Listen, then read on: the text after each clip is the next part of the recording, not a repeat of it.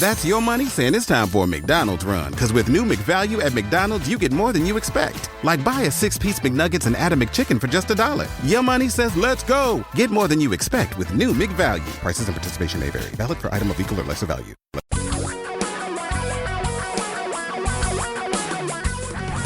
Reality radio for a really great future. We're talking real money.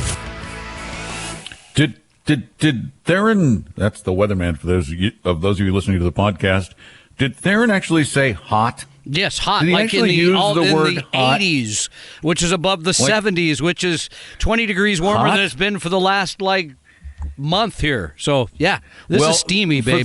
Steamy. For those of us visiting Northern Virginia right now, you got the real weather which is there. me. Yeah.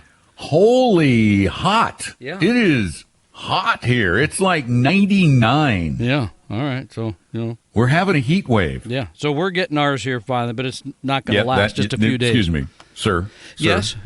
That is not a heat wave. You know heat, and I'm not heat. I, okay. I know heat, and you're not it. All right. I go. Hello, everyone. Don here from Northern Virginia. Tom there from steamy Seattle. Yeah. So we press that 80-degree mark. Wow. Really living large. We're here to talk about life. Well, a particular part of life. It's called money, and how you deal with it, and how you can make more of it, and how you can protect it, and how you can live securely in the future. And we want to answer your specific questions. And we're going to talk about specificity of questions here at the very beginning of the show. Our number is 855-935-TALK, 855-935-8255. Yeah, because we had Bob from Connecticut who wrote in and said, hey, you guys do a lot of talking about investments. You talk a lot about bad investments, things for people to avoid, but you don't talk about the stuff for people who are in retirement or close to it, like living off your money, designing an estate, specifics. Tax planning. How do you do all those things? You know what? And he makes a good point. The show is not designed to be a lecture of 2 hours. It's designed to answer your questions, not our ideas. And Tom, being the good soul that he is, responded to Bob by saying, Bob, our biggest excuse is that these topics are usually very personal. That is, there are very few one-size-fits-all solutions. Bob responds. Yes. By saying he actually gave us a question. And I'm going to read the question in a minute. Oh, my goodness. But I love the way he ended this. Yeah. He writes out his specific question. And then at the end of the question, he goes, wow, now that I actually typed this question, I completely understand your response on how these type of questions are tough to generalize about. Which made me happy because it was the first person who agreed with me in, I think, 6 or 7 days. So I was very pleased by that. So 6 or 7 days? I think so. I think there was somebody last Sunday, Really? if I recall. You must have had an intern by the office who really wanted a job. Exactly. Yes, sir, Mr. Cock. Yes, sir. You are so right. I know, something like that. So anyway. Well, yes, sir. Plus, yes, sir, plus Mr. my Cock. daughter was at camp the whole week, so that eliminated that aggravation. Your daughter was at camp, and your wife was probably working Cooking on pizza, pizzas, so which the it was you dog and the can't- dog. yeah. You can look at the dog and go, hey, do you agree? Yes, Tucker says, I agree. No, the dog Can does I jump nothing. on the counter again? Yeah, dog does nothing that I ask him to do. Absolutely nothing. So, But he'll agree with you. yeah, okay, that's true. All right. So anyway, the number, this is question, what yes. we were leading up to. I'm not going to do the question yet. I was leading up to a point. Got it. And the point, and we kind of lose the point once in a while. We That get a does little happen. tangential. Yes. The point is, we can talk about all kinds of things. And Tom and I do talk about all kinds of things. But the reality is, your question is specific to you. It's really hard to generalize and answer your specific question. And that is why it is so important that you call the number 855-935-TALK, 855-935-8255, and ask your specific question about withdrawal strategies. We have all kinds of great ideas on financial withdrawal strategies when you get into retirement, about asset allocation and how you should build the right kind of portfolio, about estate planning and what we're not lawyers, but we can help you figure out some of the things that you need to do or find the people with whom you need to speak to get those answers. we can try and help you make sense of your situation. And I know sometimes when you are caught in the middle of it, it's a can't see the forest for the trees scenario. You just can't see what the answer is because you're too close to it. And it helps to have somebody who's back here. Yeah, the withdrawal strategies part is tougher because that's the medical show that I think airs later. But still, we can talk about the money withdrawals, if you will. Correct? No? Yeah. Okay. And that's exactly where I'm ending I that. didn't know. You didn't really specify, so I wasn't sure which type of withdrawals we were talking. Financial. Okay. Having organs removed or... Well, we could do that, too. I got a butter knife over here. Let's get going. So anyway, our number is 855-935-TALK, 855-935-8255. And we do actually have a real question from Bob, and it actually is specific and somewhat complex.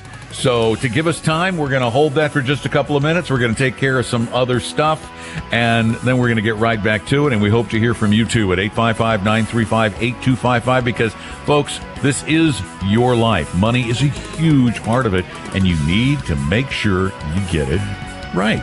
Don't go away. We'll be right back. Tom and Don are talking real money. Do you know what your investment risk tolerance is? Take our free no-obligation risk quiz at talkingrealmoney.com. For your real life and real future, Tom and Don are talking real money. Later today, you can go by Tom's house and watch the host of the show doing laps across the folding pool. Exactly. Yeah, I'm really good at those laps because they're about one stroke, and then you turn reach around, across go back, the pool. go I'm back there. the other way. You reach for your beer, you drink it, and you go to the other side. It's very tough. So 855-9, and it's going to be hot enough, of course, that you need a pool. Don't know. I think tomorrow for sure. Today, maybe. We'll see. It's not that hot. You know what yet. the forecast for the regular temperature where I am for tomorrow, and that tomorrow's my last day here, and then I'm going to close on my house. This is not the feels like, but just the regular ambient 99 degrees. Wow, that's okay. So you need the fold-up pool. See if I can ship one out your way. I'll just take one of the blow-up pools at this point. 855-935-TALK is our number. Give us a call. We'll try to solve some money problems that you faced and help you build that better path to the future. And before we go to Bob's question, because Bob can be patient, we're going to go to Don's question because Don's actually on the phone. Welcome to the show, Don. Good afternoon, guys. Hey, Don, I go way back with you. I think at least 30 years when you were doing the show from Colorado. Wow. Wow, we do go way back. This is prior to the moon landing, I think, right? No, it's just after. Yeah. A couple days after. Close of World War II, somewhere in there. Somewhere in there, yes, okay. indeed. All But right. anyway, You have problems with time perception. I do. Yeah. Go ahead, Well, Don. Sorry. Because of that, I volunteered to make a call for my sister, who is recently retired. Yes. Age 67. She pulled the pin here a few months ago. Worked All long right. enough to get her 401k match, and then max out her potential Roth contribution for the year, and then got the heck out of Dodge. She has a pretty good setup, I think. She's concerned that she does not have enough money in retirement. I am not concerned, but what does concern me is that she had the lowest level of the Vanguard management going on, and I think they have her in her asset mix with them is very questionable in my view. And a lot of that's just from listening to your show. Well, tell us more about that part. Well, here's what I see. She has a investable amount of about $527,000. That includes the brokerage accounts, the Roth, their traditional IRA, which now has the rolled over 401k, and her U.S. stock is 32%. The U.S. bonds are 27%. International stock 24%. International bonds 12%. And then cash and money markets about 5%. But what is troubling me is all of that international bond is in just one fund. It's a Vanguard, the total bond. Yeah, they have a total international bond fund. On the face of it, the allocation's not bad. That's a 60-40. It's a 60-40. It's a pretty straightforward allocation. I question the need or even the reasonableness of having an international bond portfolio because it adds a new potential level of volatility. And we believe the only reason you own bonds is as a volatility reduction device, because they tend not to jump up and down as much, particularly the short intermediate term, which is what we want people to own. So the international, probably it doesn't make a lot of sense. The international, U.S. international ratio is okay. I'd probably have just a little more in international equities. And I probably have all of the bond position in the bond index fund. Yeah, you could just use the Vanguard total bond, which would just be U.S. bonds, and that would be somewhere around 60% in government bonds and about 40% in corporates. But this almost sounds to me like somebody at Vanguard is trying to justify their existence. Yeah, a little bit. Because you really could do the VTWAX, the Vanguard Total World Stock Index, which is U.S. and international, in about the same mix as what you have now. And you could do the Vanguard Total Bond Index Fund, 60-40, and have the same thing, and you wouldn't need the advisor. And is she paying for the advisor? No, she was, but she got rid of the advisor. Based on the fact that, number one, she wanted more return. Number two, a lot of the asset mix that she has is, if you look at a 5-year return on these funds that she's in, they're not giving her anywhere near what she would like to be getting. Be careful with that, Don. Be careful. 5-year returns are misleading at best, awful at worst. You have to bear in mind, even a 10-year period, and I'll give you the best example I know. From 2000 to 2010, the U.S. stock market, if you were invested in the S&P 500, which is what Jack Bogle told everybody to be in, you made $0. But if you had a portfolio that was mixed between U.S. stocks and foreign stocks, you averaged about 6 or 7%. And remember, you had to have value and small in there that you really don't have much access to in the S&P 500. A little, not much. Now we have a scenario where it's flipped. And the S&P 500 has gone great guns over the last 5 years. So you look at her portfolio mix and you go, well, it's underperformed the market. No, it hasn't. It's underperformed the S&P 500, which is not the market. International stocks have really been of much smaller return since the Great Recession than the Standard & Poor's 500. And that has led people to say, I don't want to own those internationals. I just want to own the U.S. We think that's a big mistake because if you look at the long term, owning them have actually increased your returns a little bit and tamped down the volatility in the long haul. And what's interesting, too, Don, is that if you look at the 10 years ago, the mix between U.S. and foreign stocks on the total global market was right at 50-50. 50% U.S., 50% international. Or foreign. Now it's 54 U.S. and 46 international or foreign. In terms of the value of companies. The total value of the market. That tells you a lot. That tells you that the international stocks, if they were fairly valued 10 years ago at 50-50, you don't want to buy what's up. You want to buy what's down. And the ones that are down are the internationals. It's foolish not to have them in a portfolio. Is this helping, Don, or was there another part of the question? Well, the biggest concern I have is that all of that international bond exposure is just in the one fund. Of course, it's about the only one. We would not own that, nor would we recommend that. Don's exactly right. We would really, especially in retirement type accounts like the IRA, I would only have short and intermediate term government bonds there that you have always gotten paid back. I don't know the quality of those international bonds. I don't know the duration of those bonds. And frankly, international bonds are currency risk too. Yeah, and they're generally added because somebody says, well, you're only making 2% a year on your U.S. bonds. I'm going to throw some of those internationals in there. They're going to make you twice as much. What they fail to mention is when the market goes down, you lose twice as much. So that's not our strategy with bonds. Don, thanks for the call. 855-935-TALK is our number, 855-935-8255. We'd love to try and help you solve some of your family's financial issues. Tom and Don are talking real money. Just about everything you need to know about money can be found at our website, talkingrealmoney.com. Your guides to a really great financial future. Tom and Don are talking real money.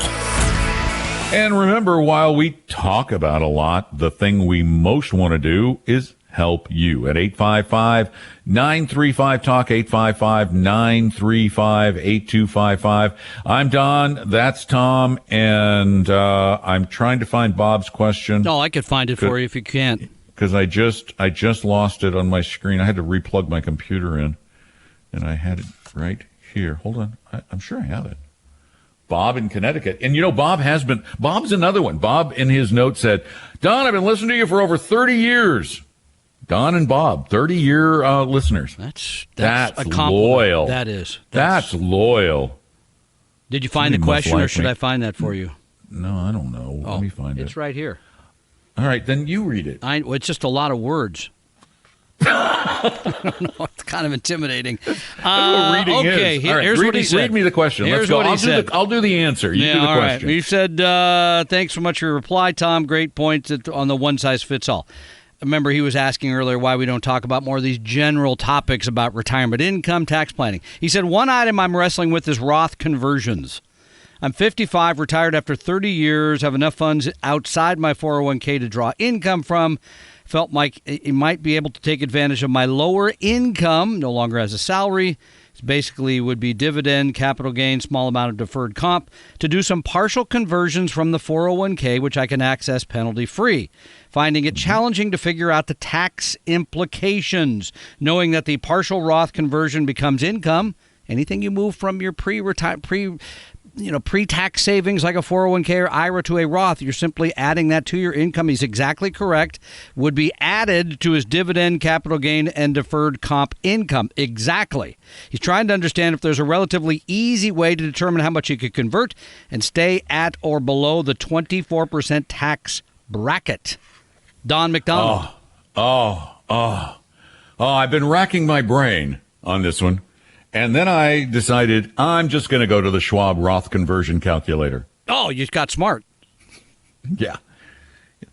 Schwab has a Roth IRA conversion calculator. You can sit down and play with numbers.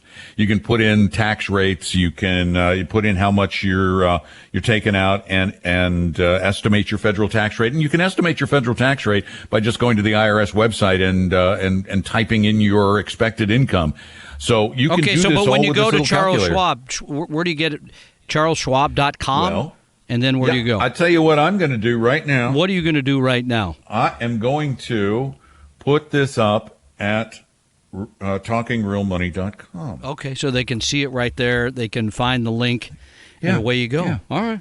I like to help people that way. I think that's smart. That's just plain smart. So there you go, Bob. Yes, it is kind of complicated. And yes, you do have to pay attention to all those things. I mean, what you wouldn't want to do, a couple of the easy rules, because he was asking us before. One would be only do the conversion if you have money outside of your retirement savings to pay the tax. One of the issues I see sometimes, people say, I'm going to move all this money from my IRA to my Roth IRA, convert it, and I know I'm going to have to pay income tax on it, and then they pay the tax out of the retirement savings. That's a big no-no. Then after that, it starts to get kind of gray. I don't even know at age 55 if this is a great idea or not. Because what you're really saying is my tax rate will be lower later, correct? Yeah. I don't know. I mean, you don't know that. I probably will, but that's not a for sure thing. So I honestly, in my heart of hearts, people get caught up in the excitement of converting the money over, knowing then they have a pot of tax-free money to spend as they need, which sounds great, but remember, you paid the tax. And my CPA always used to tell me, very smart person, used to say, pay no tax until you have to. Pay no tax before it's time. Yeah, I mean, if you're under 40 and doing this, I think it's a no-brainer because you have all these years of growth. once you start getting 55, 60 years old, you got to be very careful to consider all of the ramifications. It's not simple, but so you can go to talkingrealmoney.com. There you go. Thanks, Don. Go to talkingrealmoney.com to the Explore Show Topics picture, which is a woman listening to her earbuds in her little ears. 855-935-TALK, whatever ear she has. 855-935-8255. Tom and Don are talking real money. It may not be the sexiest website in the world, but it's your one-stop shop for real money information. TalkingRealMoney.com.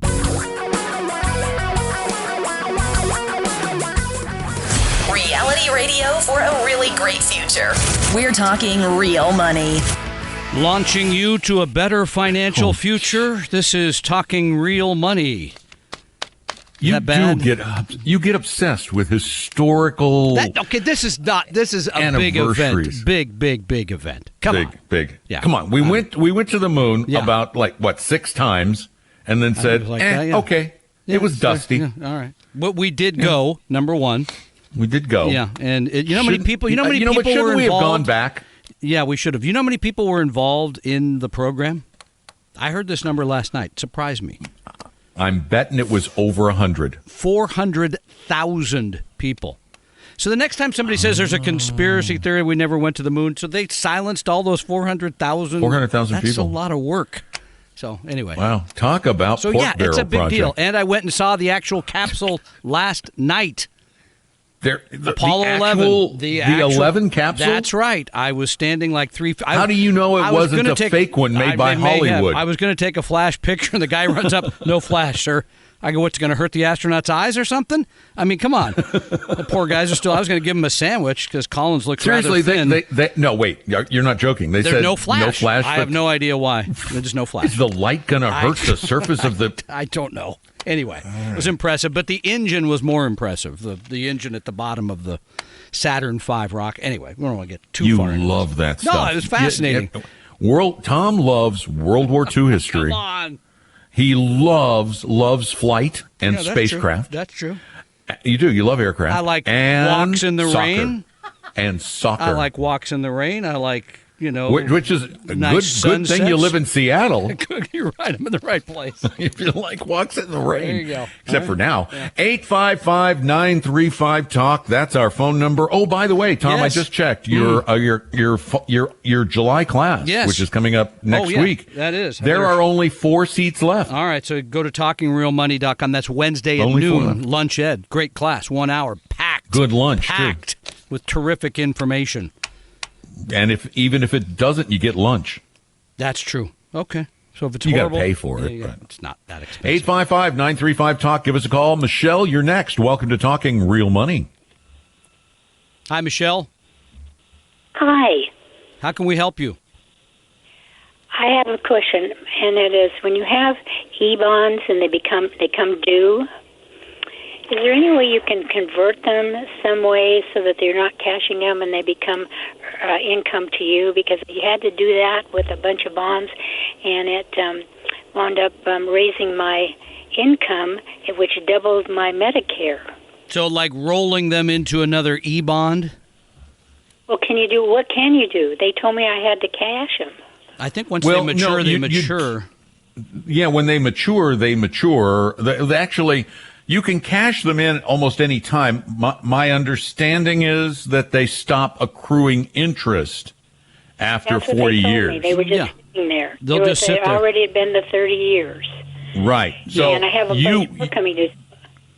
But you see, you don't have to cash them ever. Well, but they don't make. They're no longer making interest. Right, but if you didn't want, but if you wanted to, what the point Don's trying to say is, if you didn't want them to raise your income, you could cash some of them now, some of them next year, even though you weren't continuing to make interest on that. You would not raise your income to disturb the other. You said your Medicare, was it, or what was it? It was my Medicare. My monthly Medicare payments doubled because my income jumped up. So apparently you had an awful lot of Series E bonds. I do, and I have 10 more coming due in 2 years. Oh, well, see, there's nowhere you can go with those. To move them to something else, no. Eventually you either have to well, you either have to cash them in or just let them ride with no interest. There's no other option. Can't roll them into anything else, like No, ma'am. I-bond or something else. Definitely not an I-bond. You can take them out, but you can't.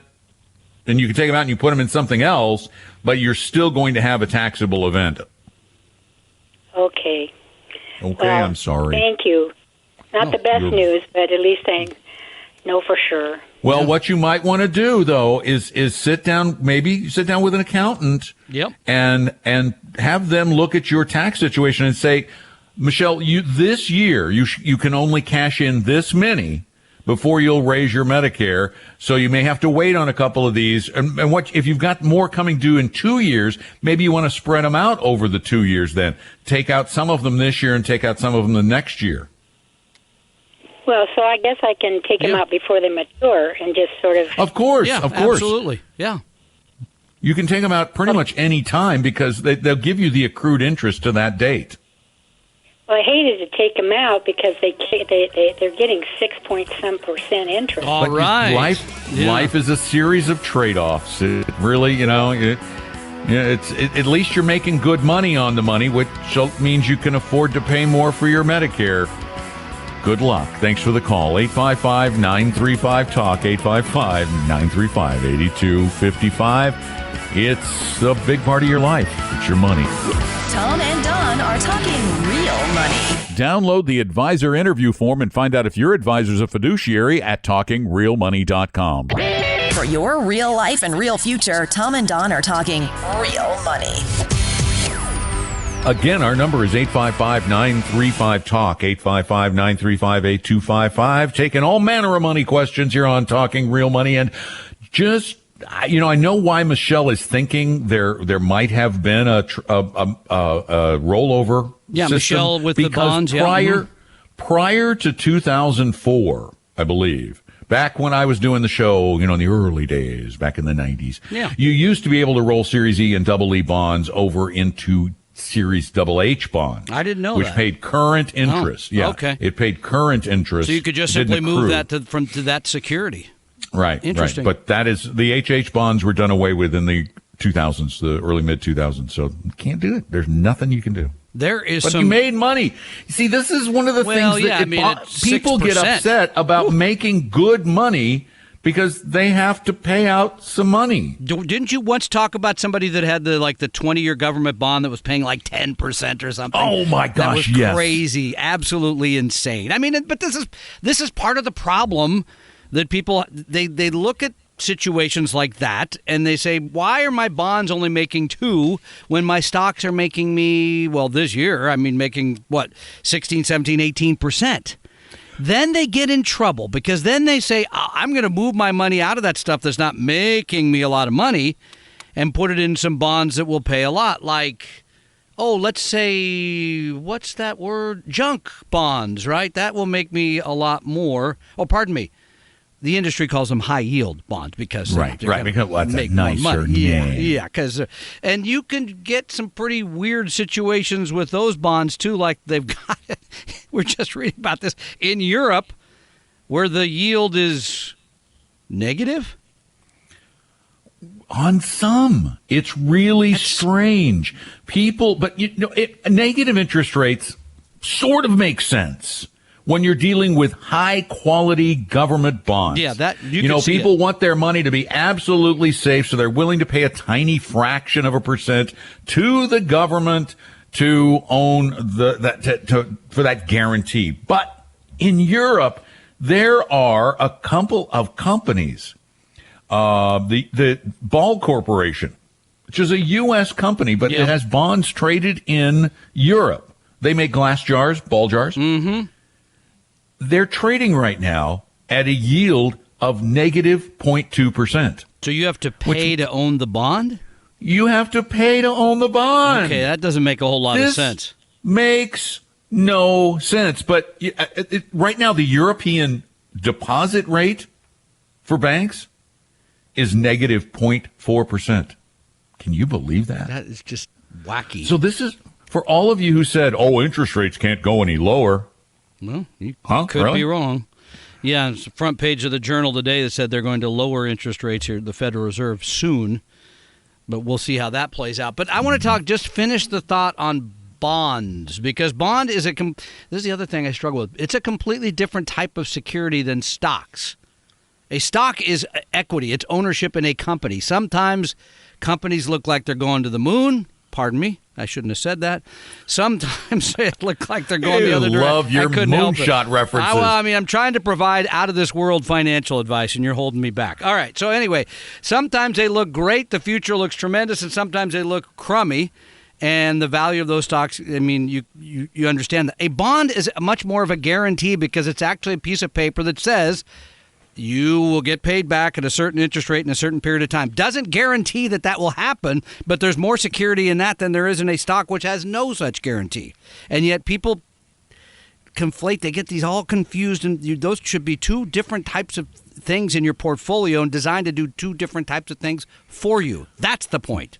But you know what's interesting is that these negative yields in Europe do point out the reason we want you to own bonds in your portfolio. You've got people who are high-flying financiers who are right now going out and buying bonds for which they have to pay to own them. Yeah.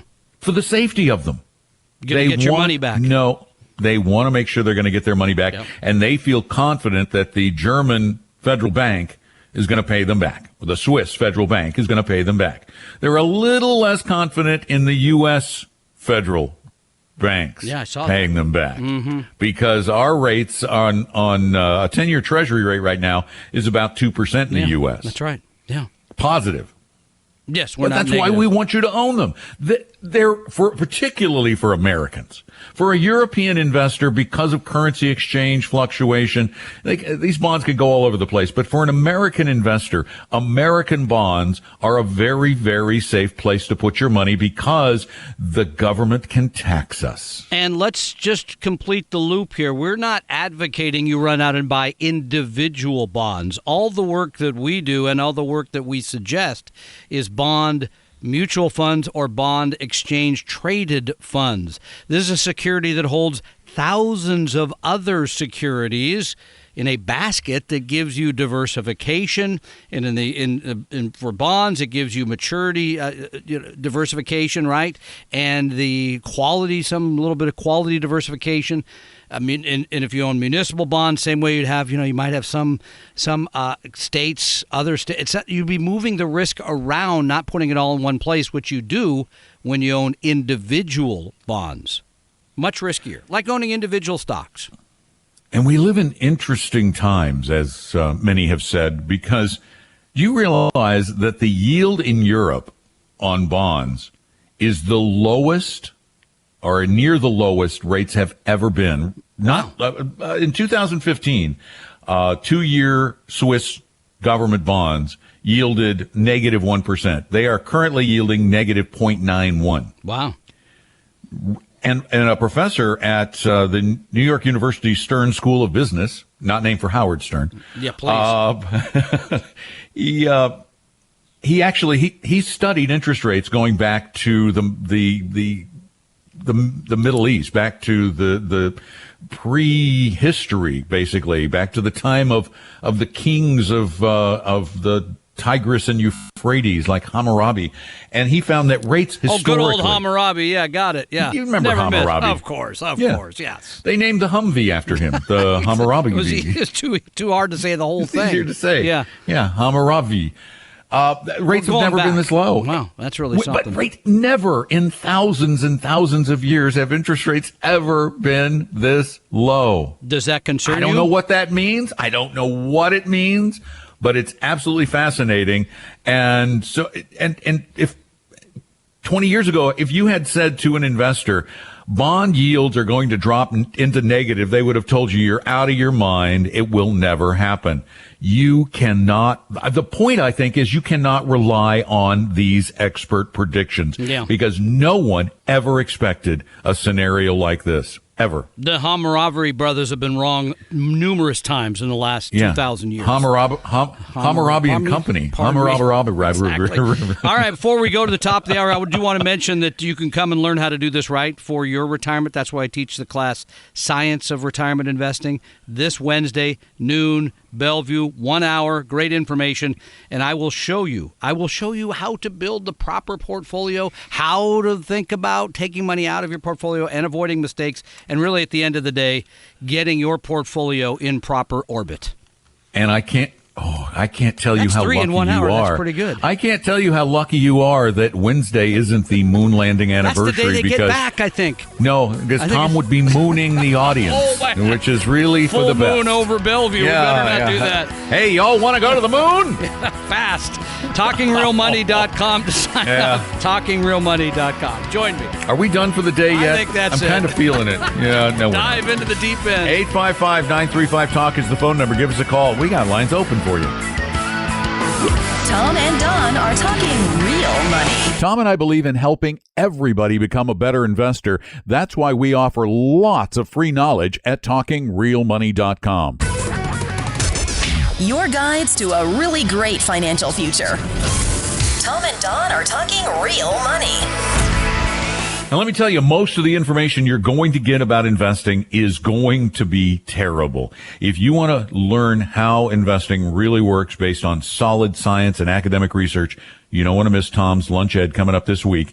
Go get your tickets now. There are literally only 4 left at TalkingRealMoney.com, TalkingRealMoney.com. We hope you realize that the information provided on Talking Real Money is for educational and hopefully enjoyable purposes only. Providing personalized financial planning or investing advice takes time, so please consult with a really good fee-only fiduciary investment, tax, or legal advisor.